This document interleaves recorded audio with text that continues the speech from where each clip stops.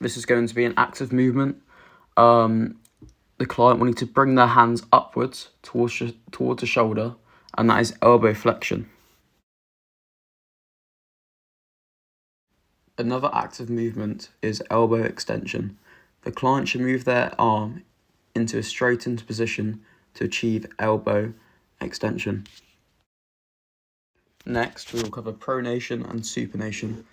The client's arm should be straight, but with their elbow bent at 90 degrees. Next, they should turn their thumbs over towards the floor to achieve pronation. And supination is the opposite direction, and their arm should still be bent at 90 degrees. We have now covered all active movements, so we will be moving on to passive movements. Now that it's passive, I will be taking control over the client's arm from extension into flexion. I'll be moving their arm so that their fingertips are moving towards their shoulder and back down into a neutral position in order to extend the arm to achieve extension and flexion. Now we're moving on to passive, pronation and supination.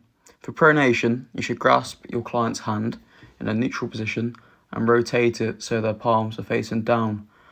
And for supination, the same applies, but you are rotating their hand so their palms are facing upwards towards the ceiling. We are now moving on to resisted movements. Firstly, we are starting off with flexion and extension. The same rules apply as earlier. The client will bring their hands upwards towards their shoulder with some added resistance. And for extension, they will extend their arm downwards so that it touches the bed. However, my video doesn't demonstrate this to the best standard.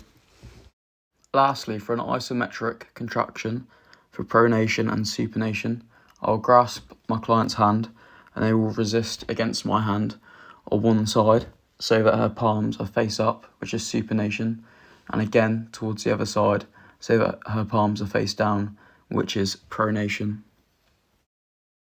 Lastly, this is active flexion and extension of the fingers, followed up by passive flexion and extension of the fingers, moving the client's fingers myself.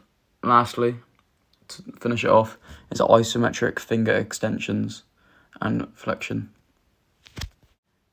with me adding resistance with the client extending their fingers. And the test is a push-up in order to test the range of motion within the elbow and wrist, but not your fingers as they are in a fixed position throughout the press-up.